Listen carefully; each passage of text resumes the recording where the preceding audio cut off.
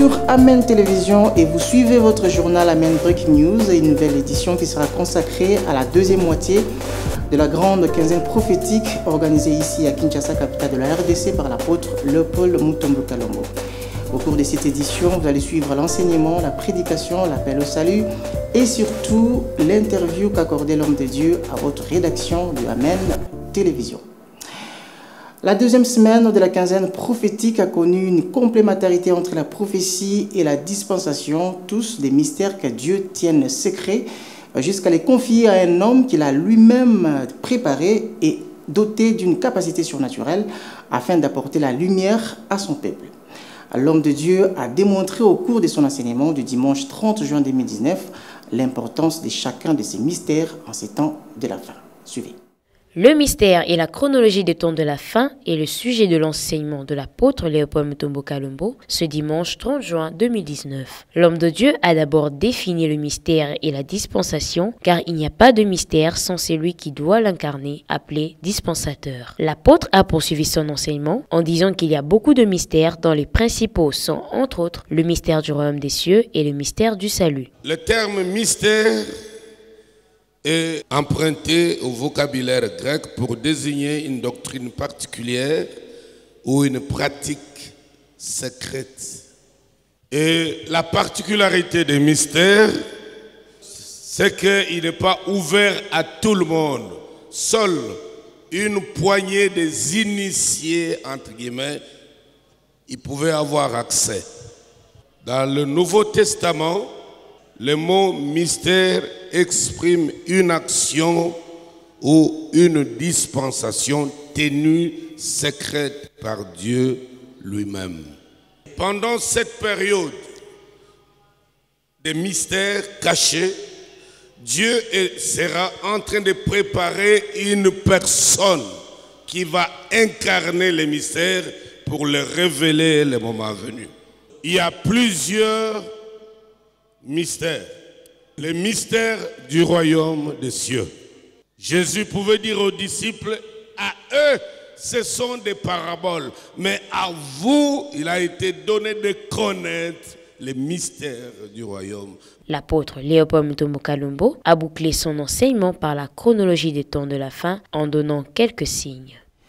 Durant 2 semaines, soit du 19 au 30 juin 2019, les fidèles du ministère Amen ont été enseignés sur les mystères de l'Église, d'Israël et des nations, l'intelligence artificielle et la marque de la bête 666, afin d'être suffisamment préparés à l'enlèvement qui est de plus en plus imminent. Et sur ces, quelques-uns ont délié leur langue sur l'importance de ces enseignements dans leur vie. Ils sont tous au micro de Josué Merge. D'abord, premièrement, par rapport à ce que l'homme de Dieu nous a dit, on était plus amoureux des choses qui se trouvaient dans les parvis. Il a scindé les tabernacles à 3 parties.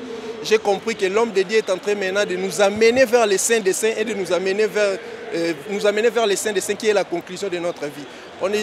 J'étais beaucoup arrêté dans le parvis. J'ai suivi beaucoup les choses du parvis. Avec ces enseignements, j'ai l'impression que l'homme de Dieu m'a pris par la main. Il m'a fait entrer dans le lieu saint comme il a expliqué avec les tabernacles et il est en train de m'amener vers les saints des saints qui est le but principal de c'est pourquoi je suis chrétien. C'est pour cela que je ne m'inquiète plus parce que la plus importante chose que j'ai réussi, que je dois garder, c'est les salis. Si je n'ai pas même les choses de ce monde, je n'ai pas à me craindre parce que Jésus va me donner la vie éternelle. J'ai l'impression que l'homme de Dieu est venu soulager. Le poids de ce monde ne dit plus rien pour moi. Les choses de ce monde, que je l'aie ou je ne l'aie pas, ça ne va pas me faire rater la vie éternelle. Donc, ce qui est important pour moi, j'ai quitté les parvis pour aller rentrer dans les lieux saints et je suis en train d'aller vers les lieux saints des saints. Cet enseignement m'a amené vraiment, comme je disais avant, m'a amené à craindre Dieu. Oui, avoir peur de faire le mal, avoir peur de faire le péché parce que je serai jugé un jour devant le trône de Dieu. Si je ne marche pas selon la voie de Dieu, aujourd'hui, je serai jugé par rapport à mes œuvres. Donc ça m'a vraiment aidé, ça m'a beaucoup aidé de marcher selon la volonté de Dieu, selon la parole du Christ. Et puis ça m'a boosté aussi de servir Dieu parce qu'il nous avait dit l'autre fois que celui qui sert Dieu, il aura une couronne qui lui sera donné à la fin selon les œuvres qu'il faisait. Bon, j'avais pris la décision d'améliorer davantage, de servir Christ comme Seigneur et Sauveur comme je l'avais accepté. Donc d'abandonner tout le mal, donc de marcher dans la consécration, de marcher dans la droiture, de marcher dans la crainte de Dieu et dans la fidélité, et puis de servir l'onction dans toute ma vie sur la terre. Au cours de la deuxième semaine de la quinzaine prophétique, précisément le mercredi 26 juin 2019, le révérend apôtre Léopold Mutombo Kalombo a démontré au peuple de Dieu avec justesse que la finalité de la vie chrétienne est le salut de l'âme, et cela implique des sacrifices et la foi afin de surmonter les épreuves dont feront face les chrétiens en ces temps de la fin. Suivez. En ces temps de la fin, les chrétiens sont confrontés aux multiples épreuves. Celles-ci surgissent dans la vie du chrétien dans le but de les rendre en réalité forts et persévérants, comme d'ailleurs Christ qui a souffert à la croix pour nous faire bénéficier de la vie éternelle. Par ailleurs, les chrétiens face à ces épreuves ne doivent pas compromettre leur foi, mais doivent plutôt tourner leur regard vers la croix du Christ en attendant l'avènement du Fils de l'homme. Le Dieu qui honore ta foi, parce que tu as placé ta confiance en lui par des exaucements spectaculaires. C'est même Dieu qui viendra couronner ta foi, la récompenser par l'enlèvement. Alors le moment est en train de venir où ils viennent avec les seigneurs dans les airs, les armées célestes qui viennent en grande pompe dans les airs. Ils voient comment Christ va nous convoquer. Nous les rencontrons là-bas avant que nous ne descendions sur terre. C'est ça ce que Pierre appelle l'espérance qui ne se corrompra jamais. J'aime cette espérance. Il faut que tu ressentes les besoins de l'espérance. N'oublie pas, je t'avais dit, si tu aimes le monde, Dieu te privera le monde. Mais si tu aimes le ciel, Dieu te donnera et le ciel et la terre. Tel est l'héritage des sanctifiés, une espérance merveilleuse dans la gloire éternelle devant Elohim, lui rendant la gloire, l'honneur et la magnificence au siècle des siècles. La croix étant le lieu par excellence pour obtenir le salut, l'homme de Dieu, l'apôtre Léopold Mutombo Kalombo, après des grands moments de prière et de supplication avec le peuple de Dieu, a conduit plusieurs âmes n'ayant pas encore fait l'expérience de la nouvelle naissance au pied de la croix, car sans elle, il n'y a pas de salut. Grâce Liengo. Les grands moments de prière, de repentance et de supplication ont manifestement caractérisé cette quinzaine prophétique, et c'est là dans le but de reconstituer la communion entre les fils et leur Père céleste qui autrefois a été brisée à cause de l'esprit du présent siècle. Nous allons lui demander sincèrement, chacun d'entre nous, tu lui dis que je sois jugé maintenant par ta parole, avant que je ne sois jugé ce jour-là, alors il n'y aura plus de temps pour moi. Amen. Seigneur, sonde-moi et juge-moi. Selon ta parole, je ne suis pas digne. Mais voici devant toi, toi qui sondes mon cœur. Je me jette à tes pieds, juge-moi. Traite-moi comme tu veux, pourvu que mon âme soit sauvée. Ces moments de réconciliation ont été l'occasion pour l'apôtre Léopold Mutombo Kalombo de conduire plusieurs âmes au pied de la croix, démarche sans laquelle personne ne peut échapper à la colère à venir. Je vais aider quelqu'un qui n'a pas encore donné sa vie au Seigneur. Parfois tu avais déjà donné ta vie au Seigneur, mais tu es devenu charnel, un chrétien de façade. Je vais t'aider que tu règles ta vie avec le Seigneur. Tu te lèves là où tu es, tu viens ici devant. Avant ma naissance, tu m'avais choisi, appelé par mon nom. Tu m'as adopté, je suis de ta famille. Il s'y est de noter que ces enseignements prophétiques visent en toile de fond le dépeuplement du royaume de Satan et le réveil spirituel des véritables enfants des dieux, afin que ces derniers impriment des saintes habitudes, entre autres laver continuellement leurs robes et veiller sur la quantité d'huile, chacun pour sa lampe, selon Matthieu 25, afin de se tenir prêt quand la trompette retentira. Et puis les âmes nouvellement éligibles pour les royaumes des dieux ont manifesté leur joie et se sont exprimées à cœur ouvert au micro de Grâce Liengo. Suivez. Ce qui m'a poussé à passer devant, m'arranger avec Dieu, me confirmer vraiment à sa parole ce soir, c'était que j'étais perdu.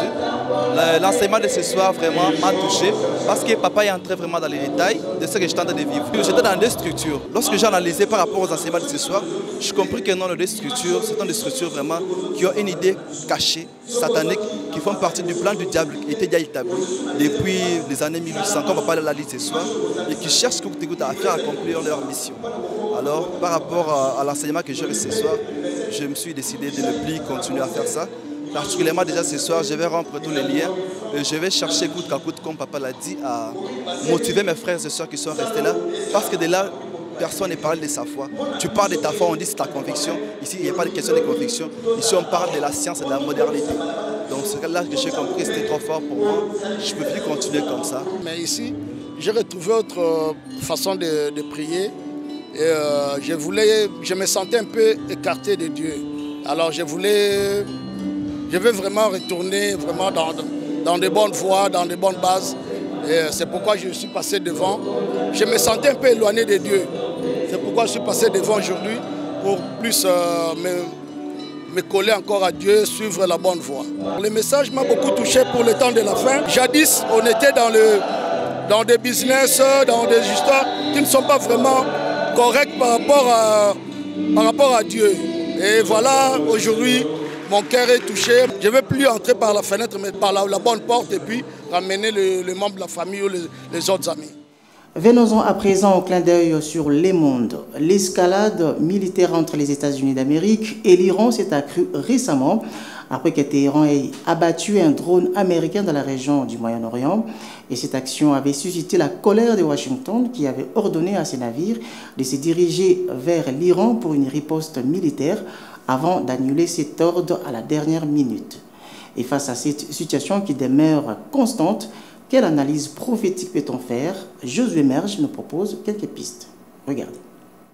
Il s'en est fallu de peu, voire même de très peu, pour le Moyen-Orient d'être le théâtre d'un nouveau conflit armé entre les États-Unis d'Amérique et l'Iran. Après avoir abattu un drone américain qui survolait l'espace international selon Washington, Téhéran s'est attiré la colère du président américain Donald Trump qui, pour répliquer, avait ordonné une opération militaire d'envergure devant cibler des installations de sécurité iraniennes. Les avions de chasse américains avaient déjà décollé et les navires de guerre s'étaient mis en position. La frappe était prévue pour l'aube et les dégâts s'estimaient déjà par une centaine de pertes en vies humaines, tandis que le dégât matériel s'évaluait à plusieurs millions de dollars. Mais à la dernière minute, Washington s'est ravisé et a ordonné l'annulation de cette opération. La vitesse à laquelle cette situation a évolué et a frôlé l'escalade militaire prouve que l'ombre d'un conflit armé continue à planer entre ces deux nations et pourrait peut-être inaugurer la Troisième Guerre mondiale qui serait essentiellement de nature nucléaire et causerait beaucoup de pertes en vies humaines, soit le 1/4 de la population mondiale. Et l'écosystème mondial serait aussi touché à cause du niveau élevé des radiations dues aux explosions nucléaires. Et dans la perpétuelle imminence d'un conflit mondial plus que évident qui se profile à l'horizon, quelle attitude doit avoir les rachetés? Le Seigneur, durant sa vie sur Terre, avait annoncé ces événements que l'humanité vit actuellement, soit 2 millions avant dans les livres de Luc, chapitre 21, du verset 6 au verset 28. Et tous ces signaux rouges sont une preuve forte pour les saints de se préparer suffisamment en lavant leurs robes dans le sang de Christ afin d'être éligibles pour le noce de l'agneau, le seul lieu sûr. Et actuellement, nous assistons sous nos yeux à la confirmation de la prophétie du temps de la fin annoncée par les prophètes, par le Seigneur Jésus-Christ et par l'apôtre Jean dans les livres d'Apocalypse. Comme l'est dit le verset 28 du chapitre 21 du livre de Luc, « Quand ces choses commenceront à arriver, redressez-vous et levez vos têtes parce que votre délivrance approche. » Et comme annoncé au début de ce journal, l'homme ayant reçu mandat de révéler les grands mystères d'Israël,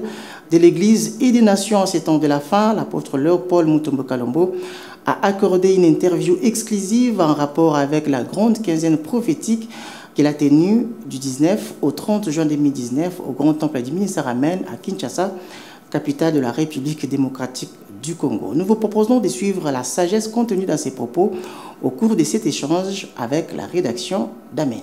Regardez. Quand nous voulons remettre un peu les choses dans leur contexte prophétique, Nous n'existons pas si Dieu n'avait pas choisi un peuple avec lequel il a marché pour préparer l'avènement de l'Église que nous sommes aujourd'hui. C'est pour cela, c'est à juste raison que nous disons qu'Israël, c'est l'horloge du monde. Si nous voulons connaître en quel temps nous sommes, nous devons voir les choses qui se passent en Israël, parce qu'à la fois c'est l'horloge du monde, c'est aussi à la fois l'olivier naturel, et que l'Église est l'olivier sauvage. Les deux doivent marcher ensemble, l'un est l'ombre, l'autre la réalité. Donc il n'y a pas d'Église sans Israël. Je pense que sur le plan de la révélation, tout véritable enfant de Dieu devrait aimer Israël. Tout véritable pasteur digne de ce nom devrait aimer Israël. Notre amour pour Israël ne se négocie pas. Nous sommes attachés à Israël. Nous devons aimer. Nous devons même faire comprendre aux autres serviteurs de Dieu l'importance et le mystère qu'il y a entre Israël et l'Église que nous sommes. Nous sommes en train de préparer l'auditoire à la maturité. Vous savez, il y a presque 25 ans que Dieu m'a révélé les mystères sur les tabernacles. Et tu sais combien, encore une fois, aujourd'hui nous sommes victimes de bastonnades, de colibets, parce que les gens ils voient des miracles. Hier, c'était à cause du tabernacle. Maintenant, nous sommes en train de préparer l'Église parce que nous sommes au soir. Nous devons lui donner un pain. Parmi les 12 pains de proposition, il y a un pain à chaque période, à chaque temps. Et nous croyons aujourd'hui parvenir à une période où on doit sortir les types de pain qu'il faut pour ce peuple. Donc, comme qui dirait, le pain du soir. Ce journal est à présent terminé. Merci de l'avoir suivi et surtout de l'attention particulière accordée à cette édition. On se retrouve très prochainement. D'ici là, portez-vous très bien. Les programmes continuent sur Amen Télévision. À très bientôt. Au revoir.